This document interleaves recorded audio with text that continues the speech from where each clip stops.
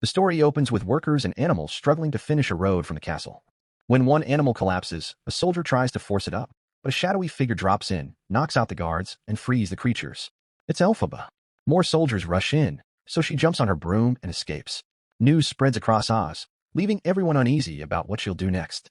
Far from the city, Elphaba hides out, trying to expose the wizard's lies. She thinks about Glinda, now beloved across Oz and paired with Prince Yeoh. Madame Morrible summons Glinda, says she's the only one who can calm the people, and gives her a bubble machine to travel in. She also hands her a wand that brings back memories of Glinda's childhood, when she once thought she had real magic before learning it was only a trick. Glinda arrives at the yellow brick road ceremony, where the crowd cheers her on. Morrible announces that Yeoh is now captain of the Gale Force, and must track down the Wicked Witch. He's shocked, especially when he learns he's suddenly engaged to Glinda. Rumors about Elphaba grow wild, and though Yeoh wants to leave, Glinda reminds him the whole city is watching. While the wizard tries to calm the crowd, Morrible pins more blame on Elphaba. Meanwhile, soldiers and a winged monkey chase her through the woods, but she slips away and thinks about her past with Glinda and Yeoh. Nessarose becomes governor and quickly enforces a harsh animal mobility law. Bok tries to stop her, but gets shut out. When he attempts to leave town without a permit, guards block him. Elphaba, wandering the forest, tries to warn the animals to stand and fight, but they've lost faith in her.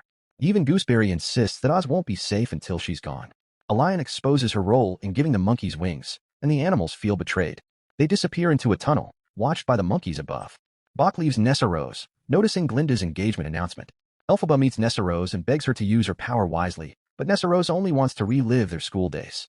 Elphaba casts a spell that lets her float just as Bok walks in. He says he wants to confess his feelings to Glinda, and Nessarose panics.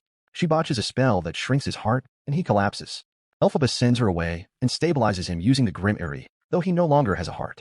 Later he reappears as a metal-bodied figure, furious. Nessarose blames Elphaba. While Glinda prepares for her wedding, she spots Elphaba sneaking around. She tries to help by bringing her to the wizard, but Elphaba slips off and storms into his chambers. She demands he admit he has no real magic and can't read the Grim Eri. He refuses and invites her to join him instead. Glinda urges her to accept. Elphaba agrees on one condition: animals must be freed and the persecution must end. The wizard pretends to comply, but when she frees Chistery, she discovers a hidden chamber full of more imprisoned monkeys. In another room, she finds animals locked in cages. She releases them, causing chaos that spills into Glinda's wedding hall. Yeoh helps Elphaba escape, and Glinda, assuming they're together, orders them both out. Morrible arrives, ready to use Nessarose as bait. Elphaba and Yeoh admit their feelings and share a moment together. Morrible unleashes a massive twister on the city. Nessarose searches for Bok but is swept away. The next morning, Glinda finds a house has landed on her. Elphaba appears, grief-stricken. The two argue until Glinda's trap closes in. Soldiers capture Elphaba, but Yeoh forces them to release her before he's taken instead. Elphaba desperately tries to save him using the Grim Eri. Her grief turns into anger, and she vows never to do good again. Morrible and the wizards stir the city against her with fresh lies.